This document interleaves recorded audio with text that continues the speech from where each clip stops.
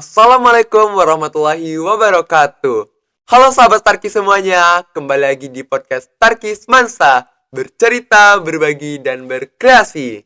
Halo sahabat semuanya, perkenalkan saya Dava Arya Pratama dari podcast Tarkis Mansa. Nah, kali ini kita kedatangan tamu yang sangat spesial nih. Siapa ya tamu kita hari ini? Halo kak. Halo Dava. Halo. Nah, mungkin kakak bisa berkenalan dulu nih kak. Nama kakak siapa dan kakak dari mana nih? Kepada rekan-rekan sahabat Tarki kita semuanya. Oke, halo sahabat Starkey. Perkenalkan, nama aku Salma Konita Tifal. Biasa dipanggil Salma atau Alma.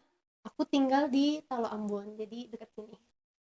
Nah, sebelumnya nih kak, kakak alumni dari mana nih kak? Aku alumni kuliah ya, Ah ya, dari Universitas Indonesia. wah, top 10 guys. Top 3 deh. Sebelum kakak masuk di UI nih kak, kakak SMA di mana nih kak? Kalau riwayat pendidikannya. Oh, aku dari SMA 1 Lubis Kaping dong. SMA Wah, 1 Lubis Kaping. kita sama satu alma mater ya kak? Dulu waktu kakak SMA, kakak jurusan apa kak? Aku jurusan IPA dari kelas 10. Oh. Kalau di SMA gitu, kakak gimana nih kak kehidupan di SMA-nya? Seperti kayak organisasi, ekskul, lomba-lomba, apa aja nih kak yang kakak ikutin? Oke, sebenarnya selama 3 tahun nggak yang paling aktif-aktif banget sih. Dari kelas 10 aku udah tertarik buat join MPK untuk organisasi, karena pas SMP aku kan udah coba OSIS nih, udah jadi ketua OSIS juga pas SMP. Jadi pas SMA rasanya pengen nyoba organisasi yang lain, kebetulan ada MPK dan daftar, alhamdulillah terima. Terus untuk ekskul juga ada itu ya, ekskul debat effect ya, Ijen Fighter English Club. Mungkin teman-teman sahabat Starkey juga ada yang masuk ya di situ. Itu aku juga join dari kelas 10 untuk ekskulnya. Dan buat lomba-lomba juga aku nggak tahu sih sekarang masih ada nggak ya LCC 4 pilar. Wah, kayaknya nggak ada sih kak. Oh, udah nggak ada ya. Nggak. Ya, ya dulu aku juga join LCC 4 pilar dari kelas 10. Jadi pas kelas 10 ya itu sih. Sama pernah iseng ingin ikut lomba olimpiade, waktu itu coba fisika kelas 10 sekali aja sih, lomba di UNT. Itu kelas 10, kelas 11-nya ya masih lanjut MPK lagi. Untuk fokusnya ekskulnya tinggal debat sama LCC 4 pilar. Jadi aku 2 tahun ikut LCC 4 pilar, 2 tahun juga ikut di debat SMA. Jadi waktu itu agak susah di manage waktu antara dua ekskul itu sih, apalagi kayak deket-deket lomba kan, sama-sama harus intensif latihannya. Jadi sempat ada konflik sedikit ya, kayak aduh mau fokus kemana nih, LCC atau debat. Tapi alhamdulillah bisa mengimbangi lah.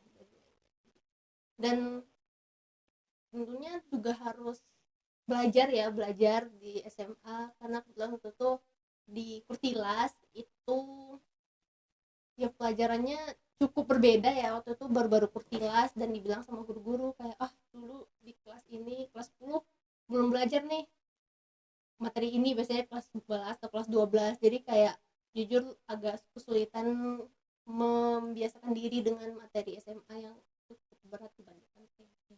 Iya, alhamdulillah bisa survive sampai lulus. Oke, baik. Jadi kalau dari waktu SMA, kakak mungkin lumayan aktif lah kayak di organisasi kayak MPK dan ekskul, efek dan LCC 4 pilar. Iya, Ya, LCC 4 pilar. Aduh, nggak ada berarti lagi ya di sini. mungkin kalau untuk itu kan berarti kakak lumayan aktif kan di luar pelajaran gitu. Kalau untuk di akademik gimana nih kak? Akademik, ya itu sih jujur sebenarnya tadi lumayan banyak yang lomba-lomba, artinya kalau lomba nggak sekolah dong gitu kan, jadi ketinggalan. Jujur aku selama sekolah itu banyak banyak ketinggalan ulangan-ulangan gitu. Jadi biasanya aku ingat banget itu pas kelas 11 deh, menjelang ujian semester atau akhir semester, itu ada 6 ulangan susulan yang harus dikerjain gitu. Jadi kayak sehari-hari ngejar guru, terus kayak ngerjain ulangannya pas keluar main di kantor gitu. kan, atau datengin sore-sore demi nilainya nggak kosong gitu. Karena pas Kurtilas kan juga bobot per nilai itu penting ya, karena dibagi semua, jadi kalau ada kosong otomatis nilainya anjlok. Jadi itu cara aku buat memperjuangkan nilai akademik. Oke. Jadi kan kalau tadi kakak bilang kakak ini dari Universitas Indonesia kan. Kakak tuh waktu di SMA masuknya tuh jalur apa nih kak? Alhamdulillah waktu itu aku lulus jalur SNMPTN. Kalau sekarang itu namanya SNBP. SNBP. Oh yang Iya, prestasi ya kayak. iya. Kan kalau jalur prestasi kan kak, itu tuh pasti kayak kita tuh masukin sertifikat ataupun kita eligible sertifikat. Kalau sertifikatnya sertifikat apa aja nih kak yang kakak masukin? Mmm, aku sebenarnya sertifikatnya tuh nggak yang terlalu berkaitan ya sama jurusan aku di UI, itu jurusannya K3, Keselamatan Kesehatan Kerja. Cuman aku emang masukin ada sertifikat lomba debat, aku pernah ikut di UGM, itu sebagai tim sih the best newcomer, tapi karena di UGM levelnya nasional kan jadi lumayan ya bobotnya. Dan aku pernah juga ikut kayak olimpiade bahasa Inggris online, itu Halo Unair, aku alhamdulillah dapat perak juga, aku masukin. Sama yang satu lagi juara 2 NSDC seprovinsi, aku masukin 3 itu. Berarti waktu uh, pengumuman tuh kakak pilih jurusan apa ya nih kak? Kan kalau sekarang kakak di UI nih. Sebelumnya kan biasanya kita masukin dua pilihan nih kak.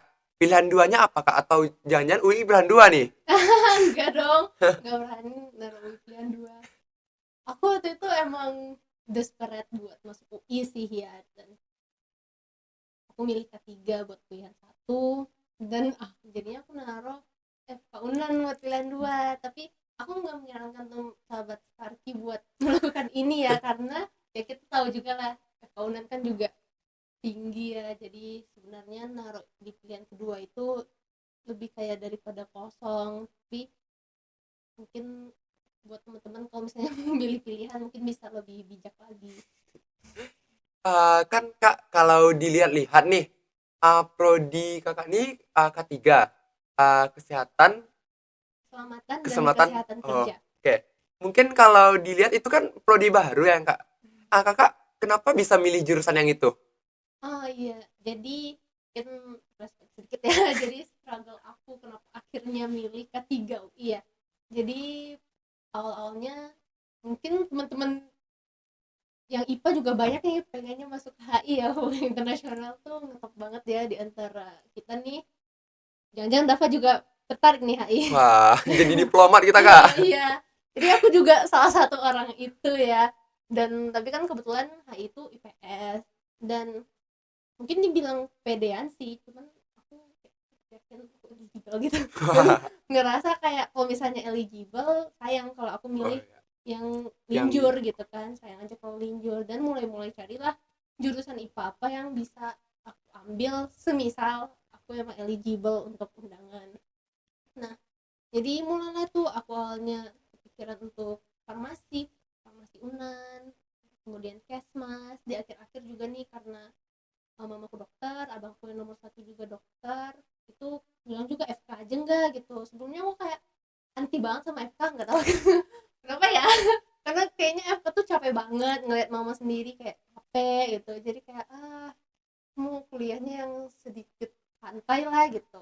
Dan sampai akhirnya kebetulan abang aku yang nomor 1 juga di FKUI itu masih tahu ada nih di UI 3 gitu.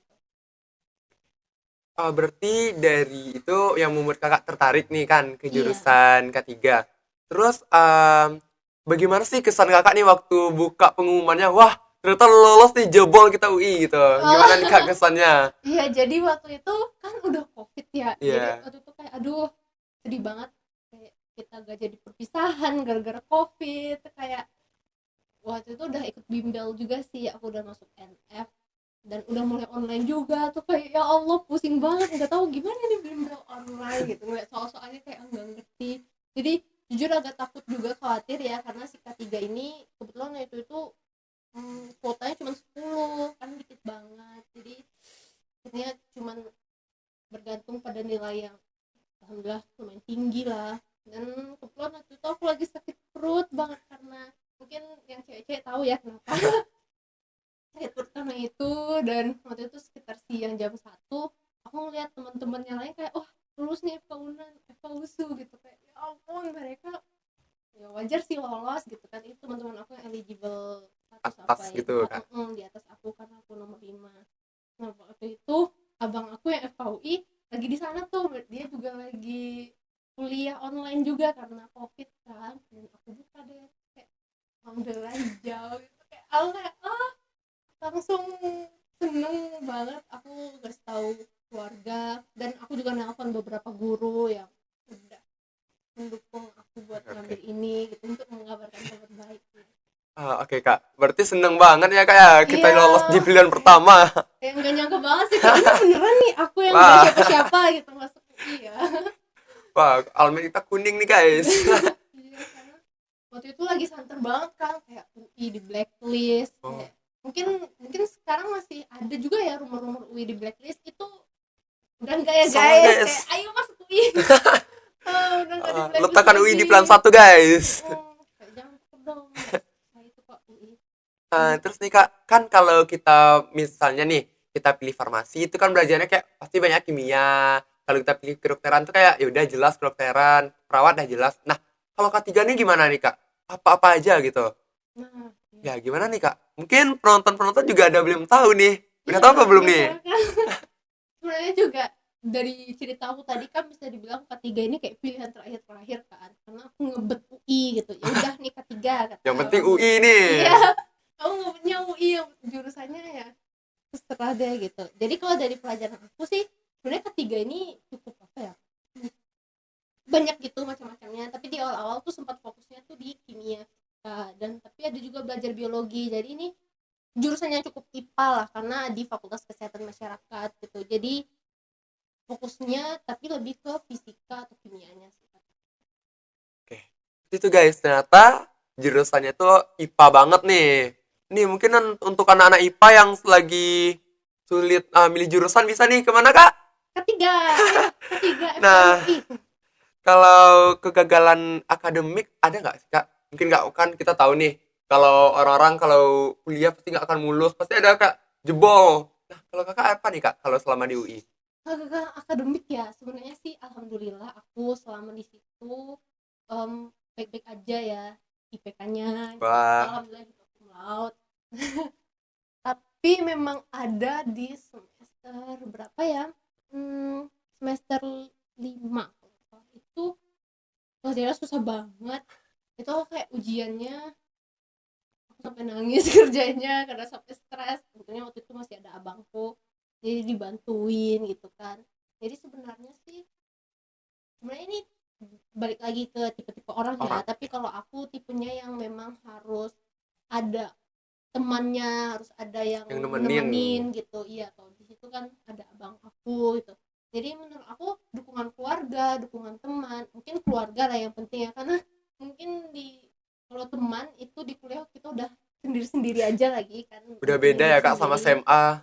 Kalau di SMA masih bisa kayak bareng-bareng. Kalau di kuliah mungkin bareng-barengnya solidnya mungkin udah nggak bisa sesolid SMA Udah. ya gitu. Ternyata masa SMA seindah itu guys. Iya, masa SMA sudah itu, aku pengen banget balik ke masa SMA.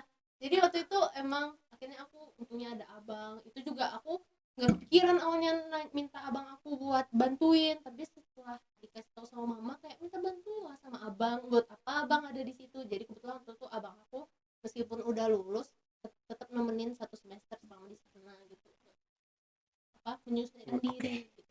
Jadi dibantulah dan alhamdulillah sih nggak apa-apa meskipun ujungnya direvisi. Ujungnya direvisi, tapi ya nggak apa-apa sih. Dari situ jadi ngerasa kayak Termotivasi iya gitu kita kan Kak. nggak sendiri gitu loh. Jadi aku harap juga teman-teman sahabat Starki nih mungkin masih jauh dari keluarga atau apa, tolong didekatkan lagi, karena khususnya kalau kuliah itu benar-benar keluarga itu satu-satunya yang mungkin bakal akan selalu di samping kita gitu, karena pasti bakal stres, pasti bakal butuh curhat dan lainnya, dan pasti cuman keluarga aja yang akan selalu setia gitu, karena teman itu nggak bisa selalu dipercaya karena mereka juga punya urusan sendiri gitu. Sedangkan kalau keluarga pasti abang Mengutamakan utama. keluarganya gitu Kak. Nah, Tadi waktu pengumuman eligible kan kakak bilang nih lagi COVID. Waktu kakak kuliah tuh online nggak atau offline gitu? Iya online, ya ampun guys. Jadi aku angkatan COVID, jadi aku angkatan 2020 nih. Jadi itu pas 2 tahun, jadi 4 semester online, 4 semesternya offline. Dan gara-gara ujian online juga aku jadi baik terus Gara gitu. gadget nih. Jadi kayak aduh, padahal sebelumnya enggak. Udah Jadi expect banget nih kak jadi warga Depok. Depok ya? iya Depok. Depok. UI di Depok ya, terus udah di Jakarta. Jadi berapa lama nih kak kakak di online waktu kuliahnya kak? Iya 2 tahun ya Dua tadi. tahun. Nah, tadi waktu di SMA kan kakak sering nih ikut olimpiade, lomba-lomba, organisasi, ekskul. Gimana nih kalau di kuliah? Apakah itu masih berlanjut? Oh iya dong, Wah, aku percaya kalau ikut organisasi itu memang penting guys. Jadi memang soft skill ya, soft skill gimana kita kenal orang, manajemen waktu dan lain-lainnya itu cuma bisa didapetin salah satunya ya dengan organisasi tadi, apalagi dengan orang lain ya jatuhnya. Mungkin nih kalau di SMA kita udah kurang lebih tahu nih sama teman-teman kita mungkin satu SMP gitu kan. Tapi kalau di kuliah kan itu memang udah orangnya beda, latar belakangnya beda gitu. Jadi dari kita ikut organisasi kita jadi bisa nih ngehandle, oh ternyata cara ngehandle orang yang kayak gini kayak mana gitu. Dan dapat ilmu baru juga sih. Aku kebetulan karena tahu aku cewek dan juga merantau ya, aku tahu nih aku perlu jaga diri, makanya aku ikut lembaga dakwah di fakultasku gitu. Jadi alhamdulillah dapetnya lingkungan yang baik-baik. Jadi kalau ada satu yang mau aku bilang ke teman-teman sih, pilih-pilih teman selama kuliah. sekarang temen tuh bisa yang ngebawa kita ke jalan yang gak bener gitu kan kak ya? Iya, mungkin banyak yang bilang nggak boleh pilih-pilih teman, tapi aku nggak setuju sih, kayak harus pilih-pilih teman karena Temen ya tuh itu. yang ngebawa kita. Kalau tahu, aku lupa sih peribahasanya kayak mana, intinya kayak kalau temen sama anak penjual parfum kita ikut bawa parfum, tapi Oh, sama penjual ikan kita kita jadi ya. bawa amisnya gitu. Jadi itu emang benar banget.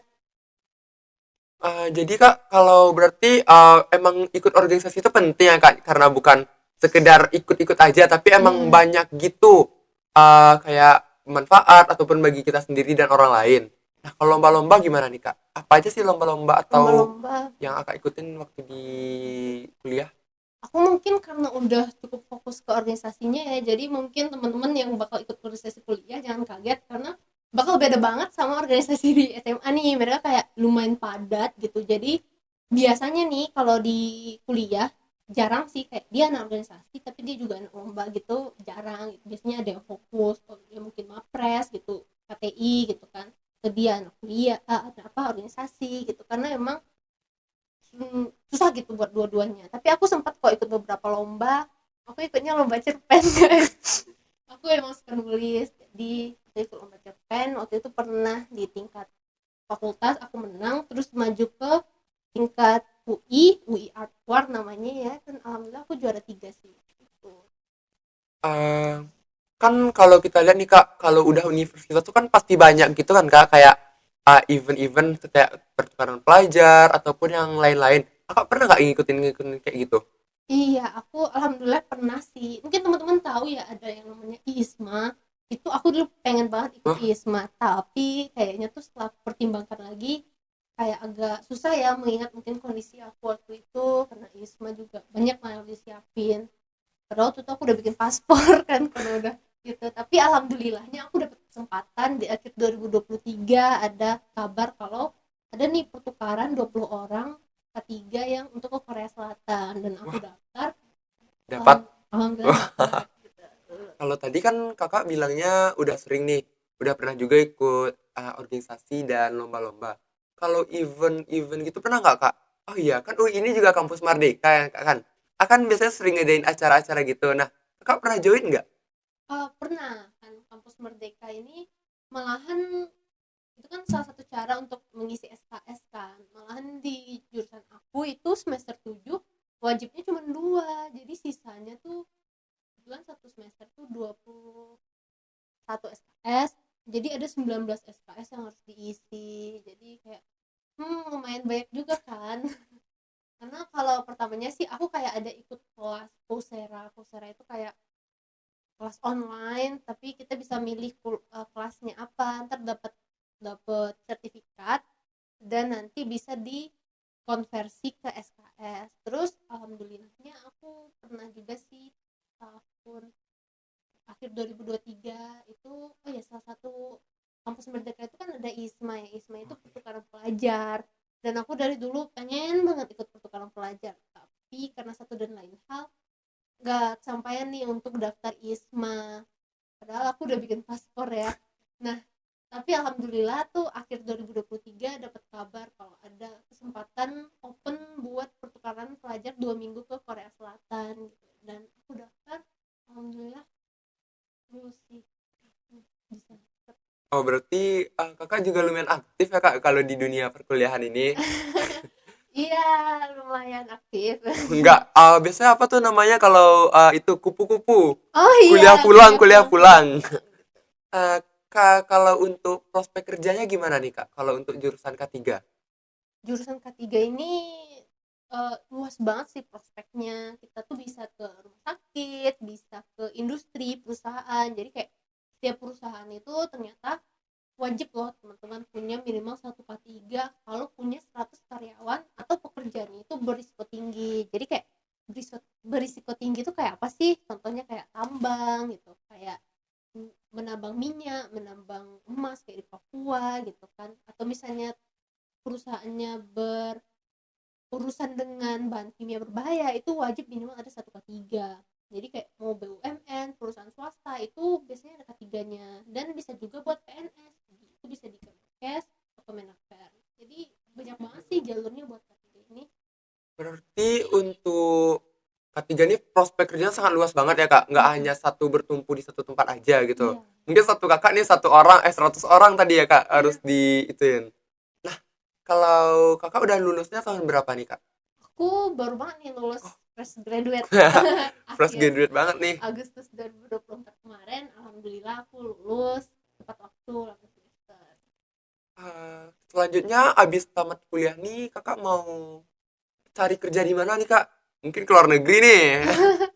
Iya, sebenarnya tuh kan pas aku lulus itu pas banget ya sama CPNS buka gitu.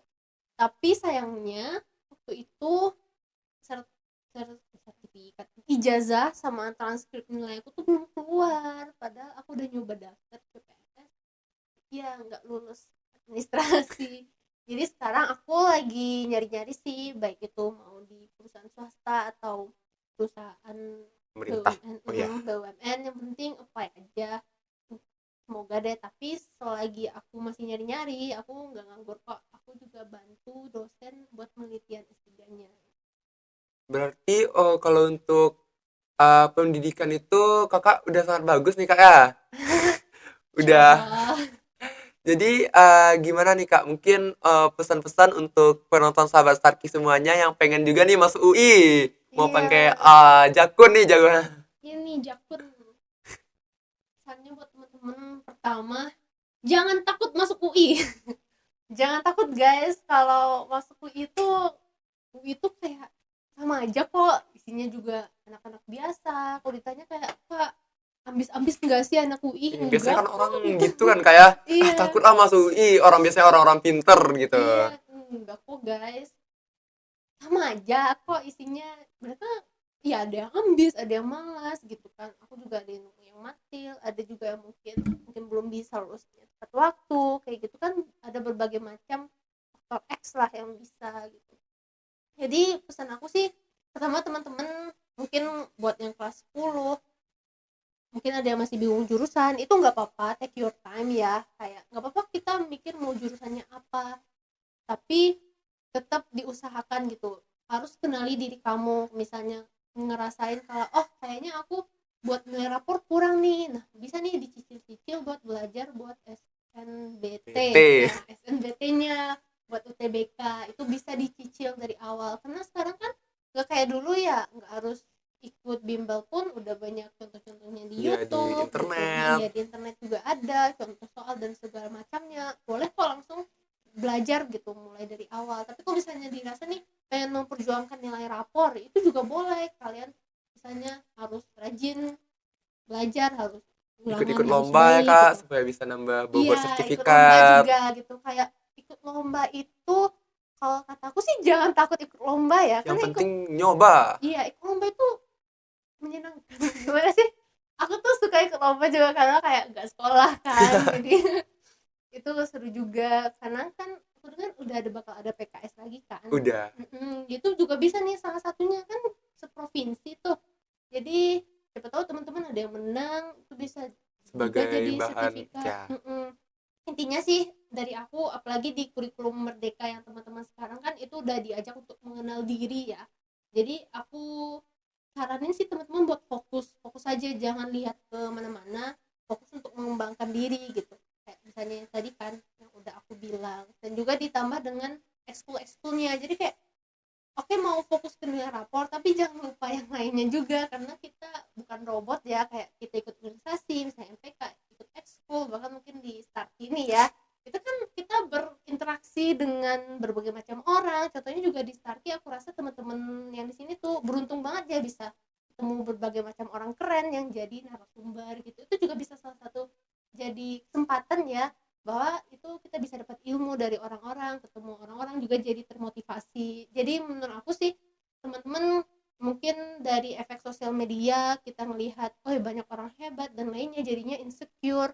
Menurut aku harus hati-hati sih, maksudnya jangan kayak gitu. Aku tahu aku mungkin gampang insecure, jadi pas aku tuh bikin skripsian itu aku nggak buka IG sama sekali gitu, karena aku tahu kalau aku lihat orang-orang mungkin hebat atau apa, aku jadi insecure kan. Jadi teman-teman juga kayak gitu, harus tahu kayak apa yang bikin teman-teman senang, apa yang bikin teman-teman jadi takut gitu kan. Jadi ya fokus ke yang bikin senang dan coba hindari aja. Nggak apa-apa kok kalau misalnya kayak oh nggak buka medsos, nggak buka TikTok gitu, nggak apa-apa. Jangan takut dibilang nggak hits atau apa gitu kan, karena gini teman-teman, pada akhirnya tuh yang menjalani hidup tuh kita gitu. Jadi bukan orang tua, bukan teman, tapi kita sendiri. Jadi bikin pilihlah jalur untuk di. Oke. Mungkin sahabat Starkey bisa melihat ya, mungkin kita sangat bisa banget mencontoh dari video kita hari ini tuh, seperti kayak kita tuh di SMA gimana, kita tuh jangan insecure pastinya nih. Terus kita tuh rajin berikut organisasi. Ikut organisasi itu kayaknya penting banget nih, bisa kita tuh bisa melatih soft skill kita seperti public speaking, berinteraksi dengan orang banyak. Nah, itu tuh sangat melatih kita mungkin di dunia perkuliahan, itu sangat butuh gitu. Dan juga itu bisa melatih mental dan kesehatan kita juga, agar kita tuh tidak menjadi orang yang di belakang layar aja gitu. Mungkin sekian dulu podcast kita hari ini bersama Kak Salma dari Universitas Indonesia. Oke teman-teman semuanya, mungkin sekian dulu podcast Starkey kita pada hari ini. Dadah semuanya. Saya akhiri dengan wassalamualaikum warahmatullahi wabarakatuh. Podcast Starkey Semansa, bercerita, berbagi, dan berkreasi. Dadah.